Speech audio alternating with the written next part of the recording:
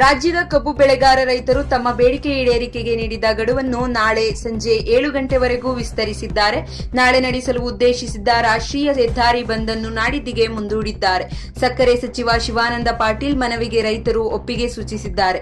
ನಾಳೆ ಸಂಜೆಯೊಳಗೆ ಕಬ್ಬು ಬೆಳೆಗಾರರ ಬೇಡಿಕೆಯನ್ನು ಈಡೇರಿಸಬೇಕೆಂದು ಸರ್ಕಾರಕ್ಕೆ ಹೊಸ ಡೆಡ್ಲೈನ್ ನೀಡಿದ್ದಾರೆ.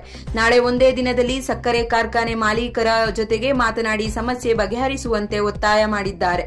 ನಾಳೆ ಸಂಜೆಯೊಳಗೆ ಸಮಸ್ಯೆ ಬಗೆಹರಿಸದಿದ್ದರೆ ನಾಡಿದ್ದು ರಾಷ್ಟ್ರೀಯ ಹೆದ್ದಾರಿ ಬಂದ್ ಮಾಡುವುದಾಗಿ ರಾಜ್ಯ ರೈತ ಸಂಘ, ಹಸಿರು ಸೇನೆಯ ವಿಜಯಪುರ ಜಿಲ್ಲಾಧ್ಯಕ್ಷ ಸಂಗಮೇಶ್ ಸಗರ ಎಚ್ಚರಿಕೆ ನೀಡಿದ್ದಾರೆ. ನಾಳೆ ಮುಖ್ಯಮಂತ್ರಿ ಬೆಂಗಳೂರಿನಲ್ಲಿ ಕರೆದಿರುವ ರೈತರ ಸಭೆಗೆ ನಾವು ಬರಲ್ಲ, ನಮ್ಮ ಬೇಡಿಕೆ ಈಡೇರಿಕೆಗೆ ಸರ್ಕಾರವೇ ಸೂಕ್ತ ಕ್ರಮ ಕೈಗೊಳ್ಳಲಿ ಎಂದು ವಿಜಯಪುರ ಜಿಲ್ಲೆಯ ರೈತರು ಹೇಳಿದ್ದಾರೆ. ಕಬ್ಬು ಬೆಳೆಗಾರ ರೈತರು ಪ್ರತಿ ಟನ್ ಕಬ್ಬಿಗೆ 3,500 ರೂಪಾಯಿ ಬೆಲೆ ನೀಡಬೇಕೆಂದು ಬೇಡಿಕೆ ಇಟ್ಟಿದ್ದಾರೆ.